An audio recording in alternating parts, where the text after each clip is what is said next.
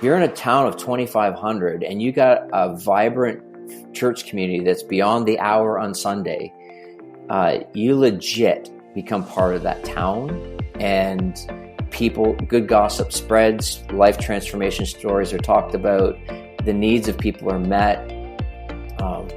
That's when I started realizing this opportunity to plant in small towns is massive, and the needs are huge, and what better thing to do than to take the church into these places and see lives changed. Hello, everyone, and welcome to the Sowers Podcast. My name is Matt Naismith, and I am your host. On this podcast, we share stories from church planters and leaders who are influencing kingdom movement and impacting their communities. Whether you're a church planter, a pastor in a church, part of a church planting team, or just curious to learn more, our hope is that these conversations inspire you to be a sower in the places where you live, work, learn, and play. If this podcast blesses you, we'd love for you to share episodes and subscribe on your preferred platform. Now, let's dive into our next conversation.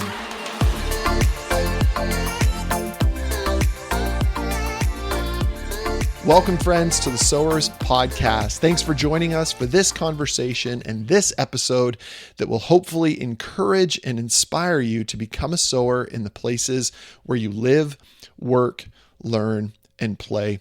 If this is your very first time with us, a very special welcome to you. Well, today you're going to hear a conversation that I had with Ron Baker. Ron has been pastoring for 30 years, and he's currently the lead pastor at a multi-site church in Ontario called Vitalpoint. As you'll discover in this episode, he's extremely passionate about seeing churches thrive in small towns.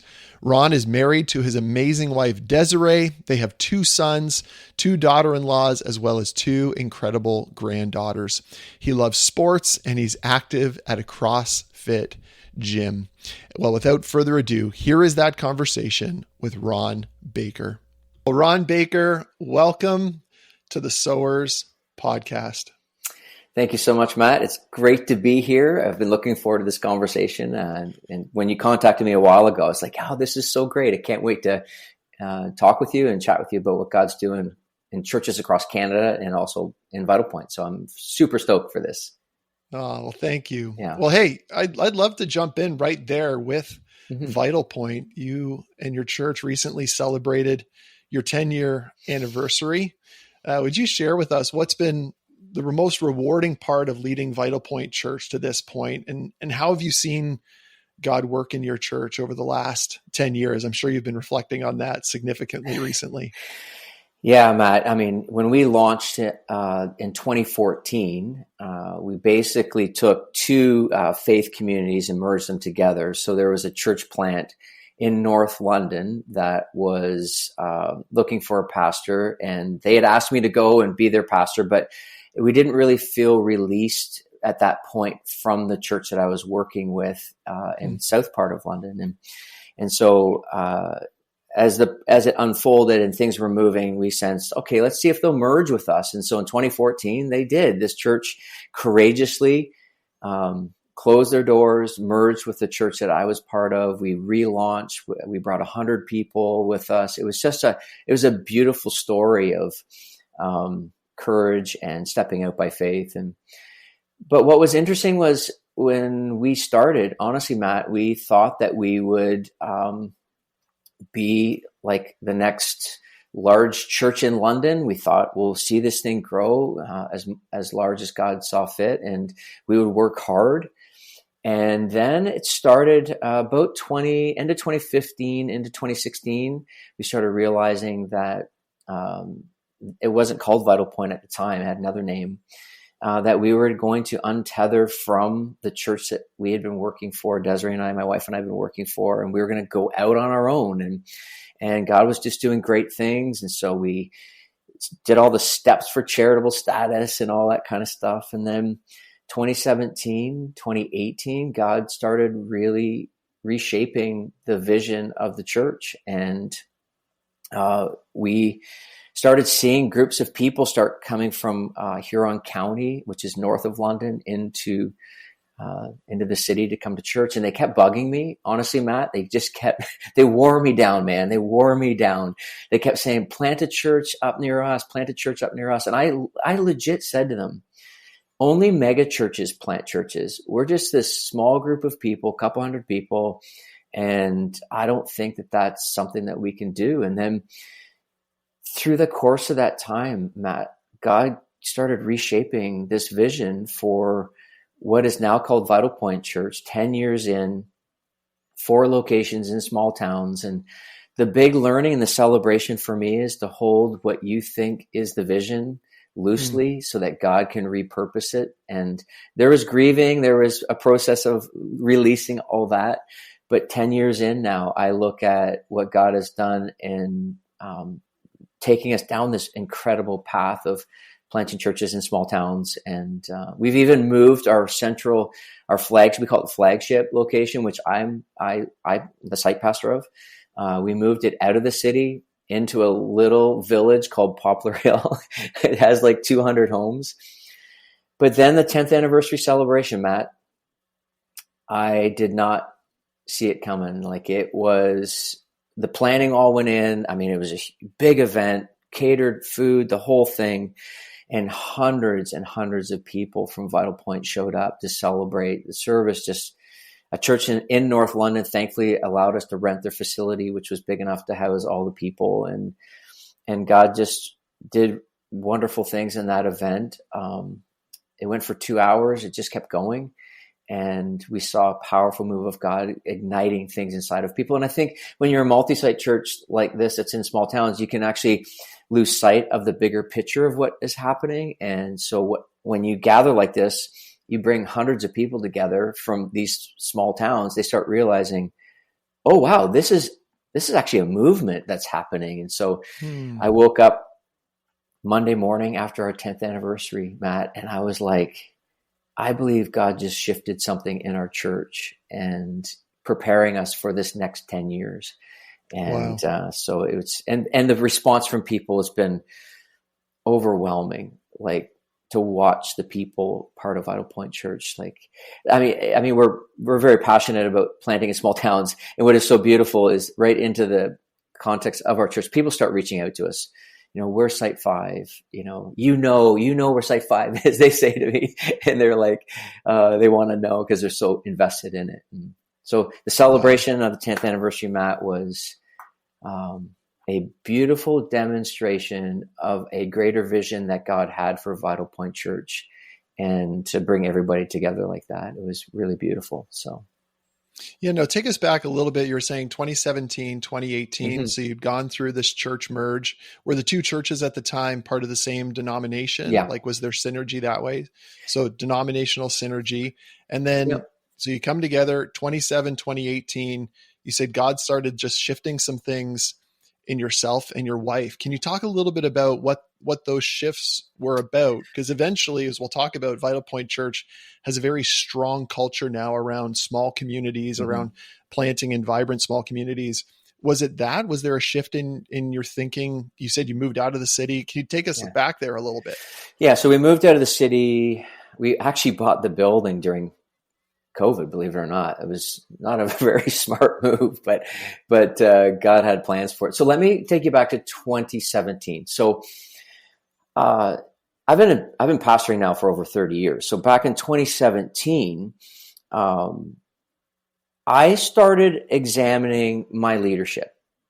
I really started doing the hard work of, God, how have you gifted me? I can preach and teach. I can do those things. Leadership, yes.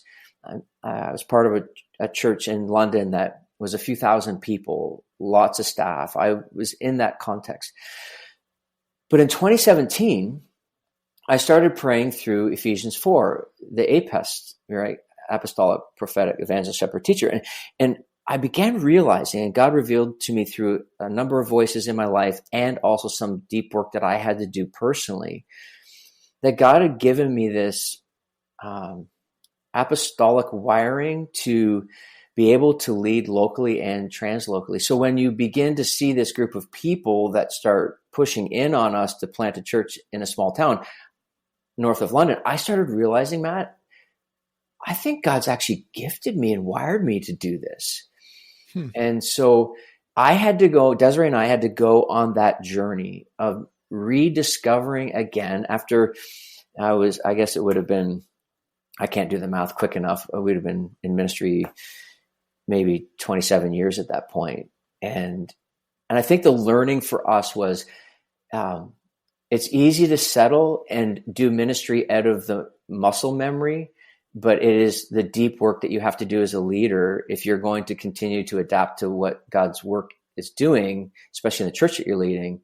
And so that's what we did. We went through the hard work, hard discussions. I even started seeing a therapist at that time, just trying to work through some of the personal things that were like strongholds in my life that God was releasing me from. And so that was part of that journey. And being in leadership for that long, it's kind of hard to do those things because you've developed certain patterns over decades of ministry that you just kind of adjust to, but then you realize they're not actually beneficial to the gifting and the wiring that God has. And then the church, which was interesting, I think it was 2017 or 2018. I can't remember which year it was. I was doing this leadership training event. We're one church at this point, one site. And I did 1 Thessalonians 1:8, I think it is, where Paul writes to the church at Thessalonica and he says, I can't go anywhere. Your faith is ringing out, right? So that ringing out. So literally in this meeting, now nobody knows that behind the scenes with the leadership board and a few other trusted voices, we're praying and God, is this a thing? Are we going this path? And then people literally started yelling out the towns that they're from in the gathering of leaders. And it was this epic moment that kind of took on a life of its own. It was awesome. And at the end of that gathering, two things happened. A woman stood up and prayed in the event as we were just literally folding chairs up, putting desks away. And this woman prayed. And she prayed over myself and Desiree and the direction and leadership of the church. Again, nobody knows. And then another woman pulled me aside and she grabbed me by the shoulders and she said, Ron, this church is not just going to be one site. It's going to be multiple sites. Matt, I'm not kidding you. It was like Jesus was like speaking right into my very being. And I felt it from the bottom of my feet to the top of my head. And I'm not talking like weird feelings. It was literally this moment of, oh my, I think I just had a very powerful prophetic moment from this woman into my life. And it rattled me. And it like on all the good ways. And then we started pursuing launch in Exeter and then Clinton and now Forest. And yeah, it's the shift had to start with us. And then God spilled that shift over into the community. And now it's just part of who we are. Talk to us then a little bit about, you said you're in this, large couple thousand person church. Did you have a transition between that church and the next one that then went through the merge? Yeah. So I didn't explain it very well for you. So 2014 to about 2016, there was overlap with the merge. So I was still on staff at that church, that larger church. We were trying to figure out what it would look like for us to kind of continue to do some of the same things. But thankfully, the guy that I work for, he just saw the stirring in me and we started praying together. Okay, God, what are you doing here? And so he suggested that we untether. So that was about mid 2016, I think that process started. So the overlap, it was nice because merging two faith communities is really hard, as you probably can imagine. Lots of ideas. I went through one actually. Oh, did you? Yeah. No way. Yes. You know that feeling, right? Those first few years, you're constantly battling the vision, values, and constantly having conversations with the church that closed to help them understand that, no, it's not a merger of equals here. You actually are the joining church. We're the lead church. And so that first few years was a shakeout. And then when we went on our own, we started really re-examining and pulling things apart and seeing what God was going to do with it. So yeah, there was we'll call it a 2-year overlap that it was, part of the story. It was called Forest. Yeah. It was called Forest City North Church for the longest time, and then Forest City is very strategically the nickname of London. But when we started planting in small towns, you can't call it that, and so we went through a name change, which Vitalpoint Church emerged. So right. Well, it sounds like that was such a significant season of personal growth and development, and just listening. I just commend you for, as you said, like that. It would have been very easy, probably, to stay in the status quo and your ministry muscle memory, as it were, and to continue coasting. But you said, no, we're going to step out, do something different. There's an exploration in Ephesians around the apostle, prophet, evangelist, shepherd, and teacher. Yeah. As God is then, now I'm sure you can look back after 10 years and go, wow, what a renovation of my own heart, preparing us to now lead this new church. So talk to us now about that person comes up to you, and multiple people kept coming up to you and say, you've got to plant in this small town. You've got to come to this other one. And you initially saying, no, I don't think we can do that because we're not a mega church. We don't plant churches. How did God begin chiseling that out? And how did you plant the first one? Yeah. So some people call Vitalpoint now a mega church deconstructed into small towns. That's what some people, I didn't come up with that. Someone in the church came to me one day and said that. Yeah, when we took that first initial step for launching Exeter, through the process of raising resources, as you know, it takes a fair amount of resources to launch a church. And God started providing the resources and lots of conversation with outside voices. That's one of the things that I've recognized in my leadership, and especially within leading now, particularly, is that I need those other voices outside. And I've done that very strategically for a long time. Trusted voices outside of Vitalpoint that speak into my life, speak into the direction of the church. And so when we took that step to launch into Exeter, which is 30 minutes north of London, it really got, honestly, Matt, serious momentum early on. And then a leader emerged, which is my oldest son, David, and his wife, Hannah.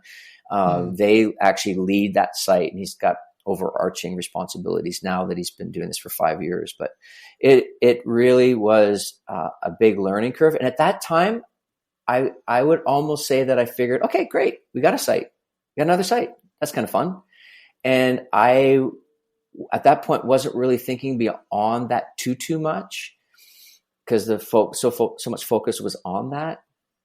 And then during the seasons when we weren't permitted to gather, other than sort of smaller gatherings a few years ago, we started doing these microsite things, and we had 5 or 6 microsites. And then the one in particular, which was Clinton, started growing during a time when it, from the from a human perspective, should never have been growing, but God was stirring in that town. And then we realized, oh boy, are we doing this again? And legit, like during that season, when with all the restrictions, we started growing and getting stronger. And out of that season, when things started opening up, we launched our 3rd site. And it was the resources were raised, the leadership was found. But all along the way, Matt, it's interesting because we're planting churches in small towns now. All along, I'll say it like this: church planters are notorious for control freaks. Matt, you've planted church. Like this is control freak. There's a little bit of a rebel. This is your baby. All along, God kept revealing to me that I had to hold everything with an open hand and allow Him to bring to the forefront the leaders, the people, releasing, sending, and that has been a beautiful learning for me, especially as a pastor. Sometimes I can have control issues. And so God has really been releasing me over the last number of years to, and what I believe has happened is that the expression of Vitalpoint now as God has worked on my heart, worked on my leadership, it's because of those things that he did that has allowed it to become what it is now, and hopefully what will be in the future as well. Friends, we'll get back to my interview with Ron Baker in just a moment. Prior to that, however, I want to let you know about Clearway. Clearway is focused on helping churches move their ministry forward. And this takes on several different forms and is facilitated by Chris Vache and the Clearway team. One of these forms can be fractional executive pastoral leadership. Growing churches can't always afford the organizational leadership needed to continue moving forward. And so Clearway's signature offering provides fractional leadership with significant results without the heavy financial cost of a full-time executive pastor. Another form is strategic planning, that as churches grow, things oftentimes get more complicated. This leads to conflict in content. Charting a course for the future brings clarity, cohesion, and conviction about the way forward. Another two forms that Clearway focuses on is team development and executive coaching. If you'd like to find out more about Clearway and book a free consultation, you can visit Clearway,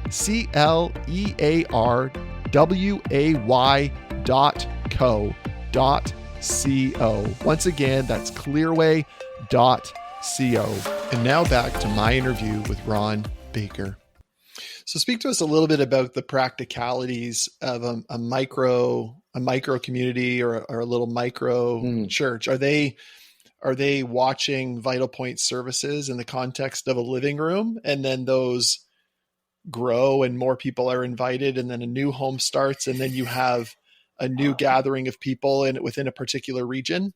Yeah, so that was in the season when we were very limited in our ability to gather. And so the microsites were legit produced services out of our little production studio office thing, music, messages, and they were like, the Clinton one was shown on a wall in a shop where we set out chairs, and we had one person at the front just welcome everybody. A media person pressed the play button or hit the enter button on the laptop, and then it was shown on the wall. Wow. And then at the end, the host got up and said, "Thank you for being here. If you'd like more information about Vitalpoint Church, grab it on your way out." Because at that time, we weren't even permitted really to stick around. And that microsite, which that's not a phrase that we came up with, obviously, but that microsite began to grow, which gave us an awareness.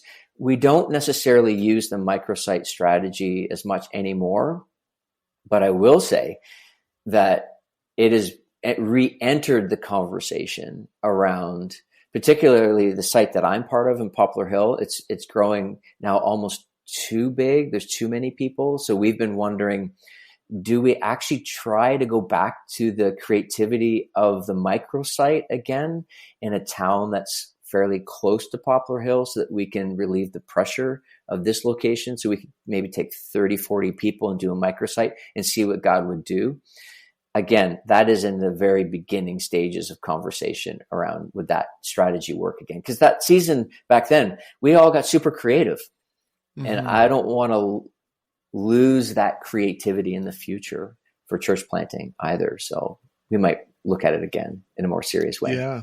So when did you become convinced, Ron, of planting in small, vibrant communities? Like, when did it really strike you? I mean, this is what happens with leaders, right? As we are leading something out, as you're the primary communicator for your church family. When did you become convinced, oh my goodness, there is a need in these small communities, and so we've got to drive hard at reaching these places and seeing Christian community build up and bubble in these environments? Oh man, that's such a great question. When we launched Exeter, we started realizing the depth of the need in these small towns. We had no idea the grip of addiction. I didn't even realize there was people that were living in the back streets of these towns that weren't living in apartments or homes. when Exeter launched and David started talking to me, he would say, Dad, you got to understand, like, there is significant needs within the context of these communities. That's when I started realizing there's not only a spiritual darkness, but there's actually the physical aspect of these towns that have needs. So how do we as a church begin to become part of the fabric of these towns? So we started talking about that language. That's the beauty of planting in small towns, Matt. If you're in a town of 2,500 and you got a vibrant church community that's beyond the hour on Sunday, you legit become part of that town, and good gossip spreads, life transformation stories are talked about, the needs of people are met. We have different things that we do in these towns to meet the needs of people with food and rehousing and all that. And so for us, it was recognizing, yeah, we could. I mean, I've been asked, would I ever plant in a city? I'm like, probably not, because I can see how these towns can be transformed with the good news of Jesus, and through multiple layers of the good news of Jesus, that meeting the needs, the physical needs, the spiritual needs, emotional, mental, and we're stepping in those ways. And that's when I started realizing this opportunity to plant in small towns is massive, and the needs are huge. And what better thing to do than to take the church into these places and see lives changed. And it started taking root big time, that first launch of Exeter.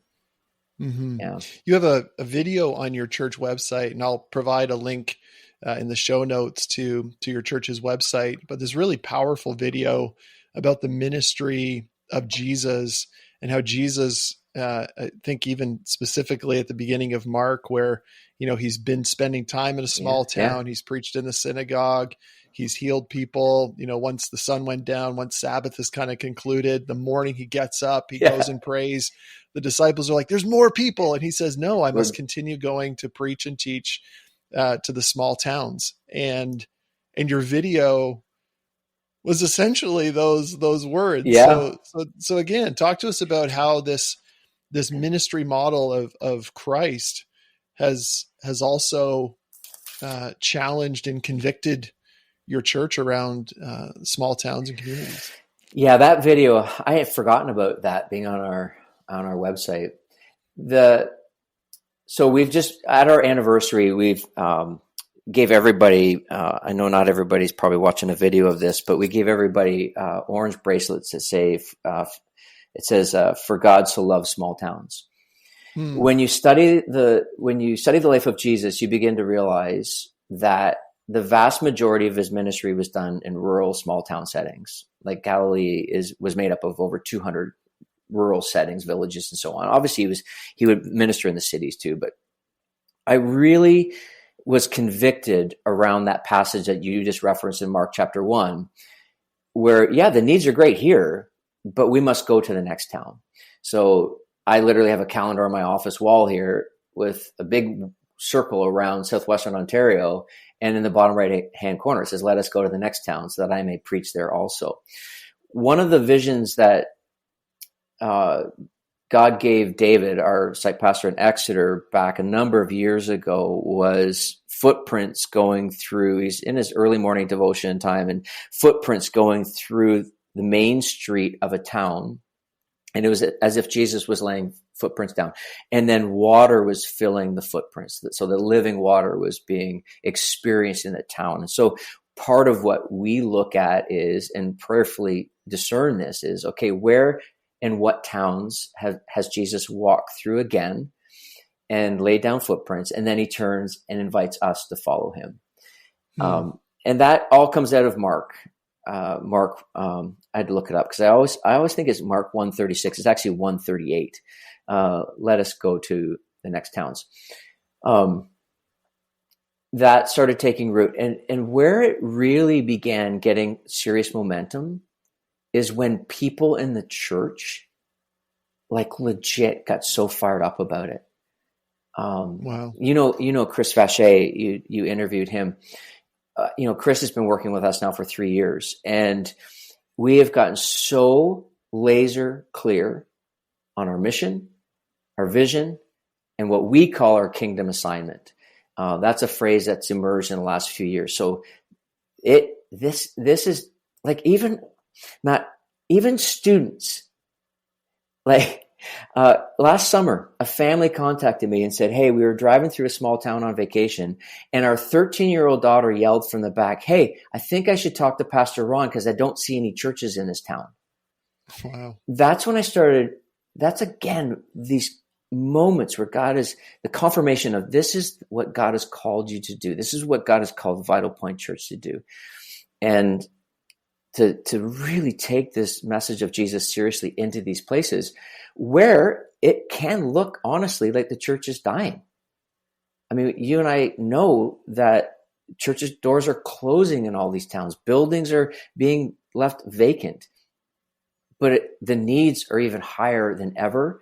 I believe that people that are in those towns shouldn't have to leave those towns to drive to the big cities to go to church, that we can put life-giving, transforming churches in the name of Jesus in these towns, so that even the believers in those communities can now reach their neighbor. Like, you don't want to say to your neighbor, hey, you should come to my church.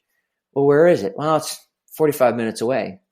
Well, I don't think so. But why not take these life-giving churches into these small towns, so that even the little flicker of light of Christ in that smaller, maybe people, believers that are there, you can turn it into a brighter light for Christ. And I could talk all day about this, Matt. So if I'm talking too much, just let me know. Well, I think it's really exceptionally helpful. And I've oftentimes, it's usually when we leave the city and we go out on holidays or go on vacation, we're driving to Lake Huron, we're going to Provincial Park or something along those lines. You drive through these little towns, and I grew up in a city of about 14,000 people. So maybe bigger than some of these average ones that you guys might be planting in. But when you drive through these little towns, there's typically an old church building that would maybe seat 80 people. And I said to my wife the other day, and I realize it's probably my age a little bit, as I was raised more in like kind of the church growth movement. But I wonder, 70, 80 years ago, 100 years ago, 150 years ago, when they were building these things, that they never imagined that they were going to grow. It was more so, hey, this is the number of people that we have coming. And this is the church that we're going to develop for these people. But they were so central to the life of that community. And as you're saying, many of these buildings and churches are becoming vacant. I think even I'm thinking about like the parish model of a, pastor probably on horseback, like traveling to the different little towns and pastoring in these different places. How are you thinking through, as a leader and as a church, having co-vocational or bivocational leaders in different towns, moving into some of these church buildings that are closing, and having people and as like a central site, being able to have the support for each of these small towns? I'm sure you're thinking about this, but this is all just coming to mind now as we're having this conversation. Yeah, no, it's a good question. Right now, the site pastors in each of our locations are full-time. This is the beauty of the centralized model that we have, is we are able to do that. Thankfully, the provision, the resources are there. I would imagine that there will be times when we launch a site in a small town that there's strategic reasons for it. I mean, that, right? If you're working in the town that you're planting the church in, you have greater opportunity to be in proximity with people that you're hoping that the church will reach. And, but I think for us right now, our strategy is very much to do absolutely everything we can to make sure that the person is full-time. So our heart is always to have a full-time site pastor, a part-time family ministry, and a super part-time creative arts person in each of our locations. That's what our model is right now. That could change. That, like I said earlier, we hold everything, honestly, Matt, with an open hand, and allow God to kind of redesign things as needed. But, some of our sites may be too, this is the other part of it, Matt, that I think, I don't know if you're going to ask me this question or not, but it just come into my head now. Like, planting churches in small towns, for a pastor who wants to be a church planter, who maybe has seen how we glorify the plants that, week one, there's 500 people. It makes it very difficult. So you have to be able to let your ego go, pride, and realize that this is going to be hard. And the site is going to be 80 people, 90 people.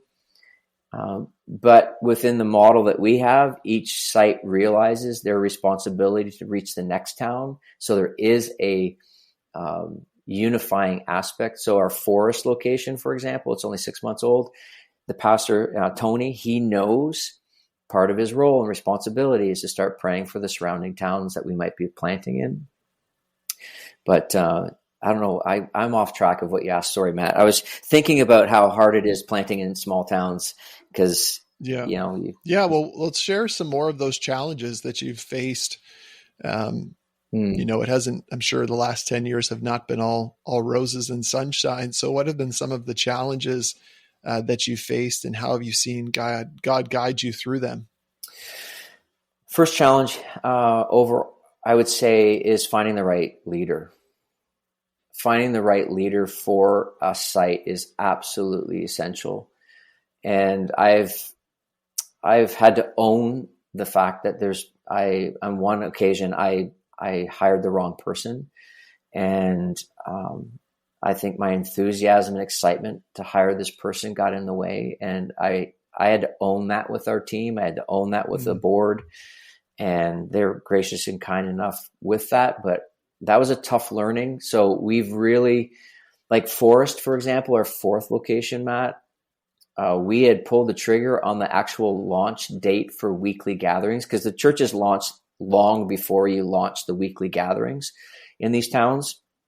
And we had pulled the trigger on when we were going to start, and we were a few months away, and we still didn't have the right leader. And so we just said, God, you're going to provide that leader. So and he did, thankfully.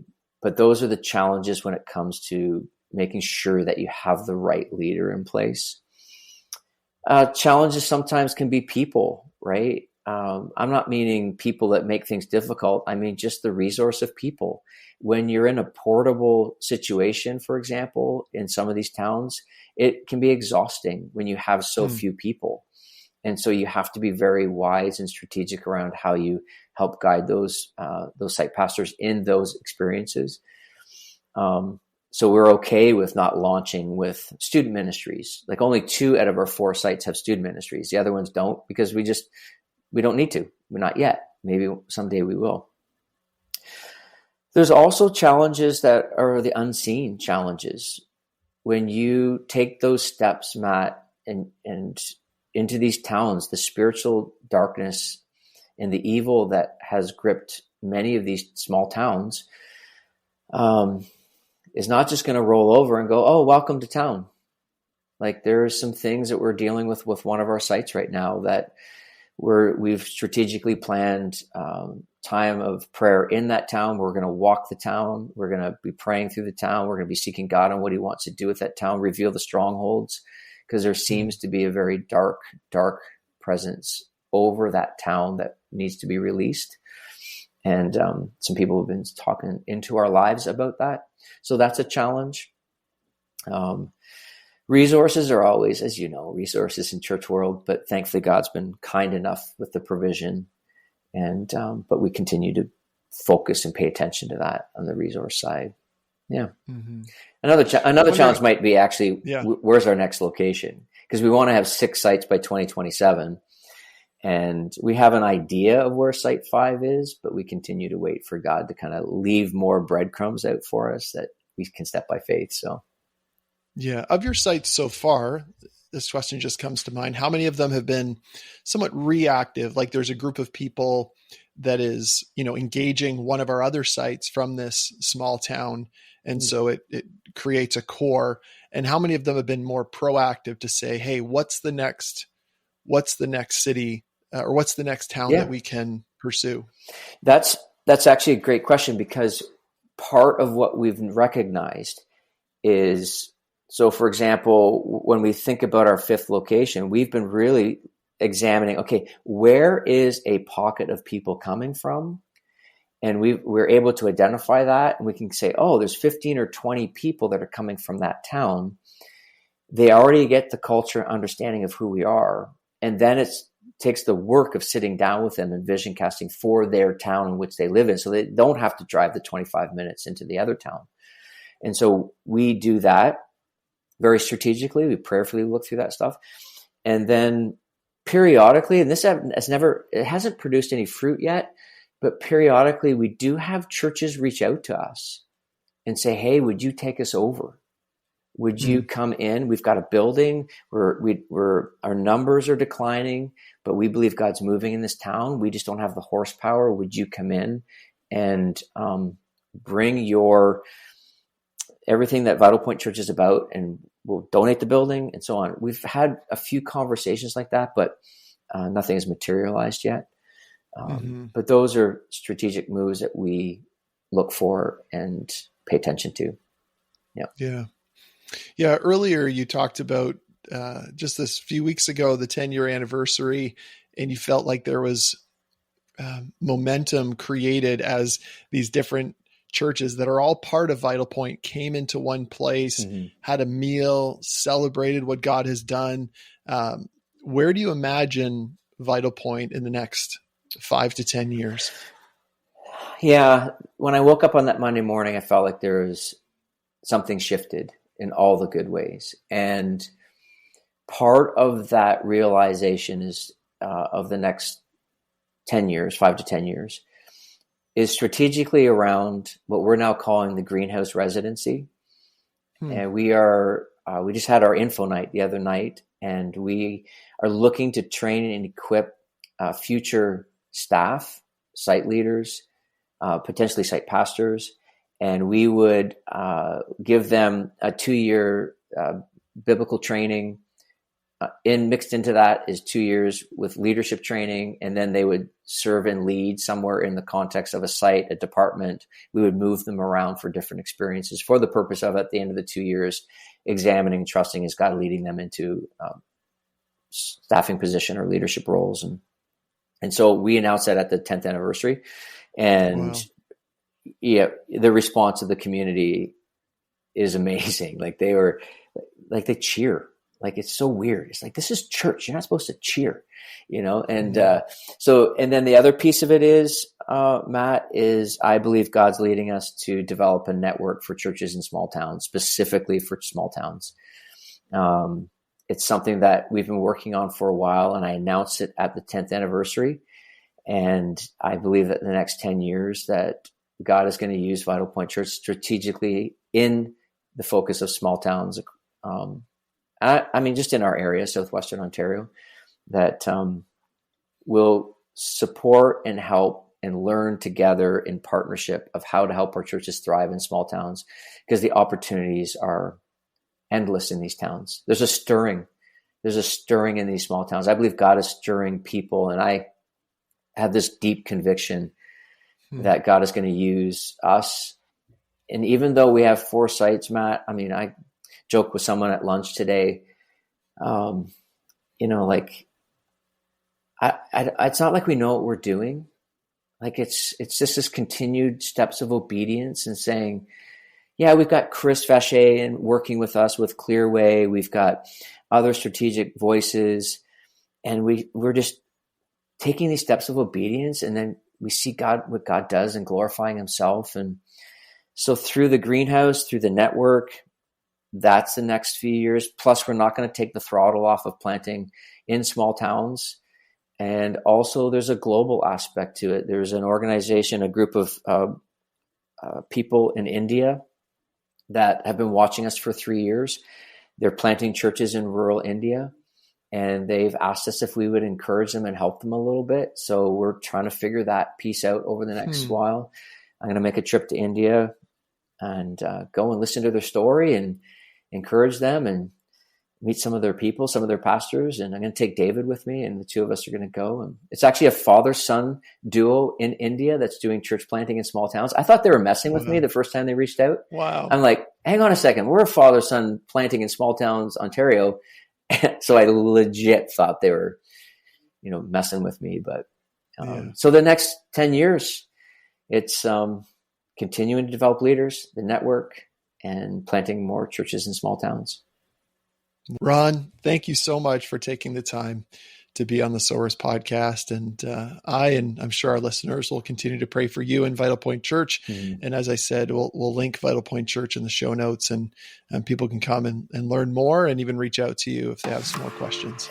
That would be amazing. It's been a privilege to chat with you and to meet you. Thank you so much for having me on. Well, friends, I'm sure you would agree that there is so much from my conversation with Ron that could be applied as this episode's action step. The thing that I want to focus on, however, is Ron's conviction related to small towns. So often in church life and in church ministry, and even in some of our own lives, we believe that we're called to reach everyone, rather than seeing a particular people group or a particular region to emphasize as it relates to our own mission. And Ron and Vitalpoint Church have become unapologetic that their vision, their mission, is to reach small towns with the gospel. And as a result, there is an incredible degree of potency and conviction and power that comes from a willingness to say, listen, there are a lot of great other missions out there. There are a lot of great other emphasis related to people groups and the like, but we are going to focus on reaching small towns as a church. And as a result, Vitalpoint has seen 4 towns now have expressions of Vitalpoint Church. And I wouldn't be surprised if in the coming days we heard about a 5th location. And so, learn from this lesson, learn from this story. Who are the people that God is calling you to specifically focus on and reach? Maybe for your church or maybe for you personally. Don't worry about everybody. Worry about those specifically that God has put on your heart and given you the conviction to reach. Well, friends, as always, thanks for joining us for this episode. I hope you'll take the time to share it with somebody else who you believe this will be an encouragement to. And now I'm going to leave you with a clip from my conversation that will be released next week with Sarah Hahn of Tyndale Seminary.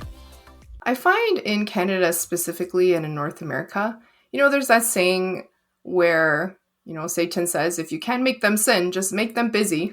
They're going to end up in the same place either way. And I think busyness has really become such a big challenge in our everyday North American life. And with all the best intentions, we've really maxed out our daily schedules. And so there's so little margin left in our everyday for just to take a moment to step back and open our eyes and see, what is God doing around me? Because the fact of the matter is God is at work all around us all the time. It'd be like one of those crazy butterfly effect movies, right? If we were to watch how God works in mission, that there are connections and really just divine encounters that God is wanting to bring about in our everyday lives. But so many times we're just so busy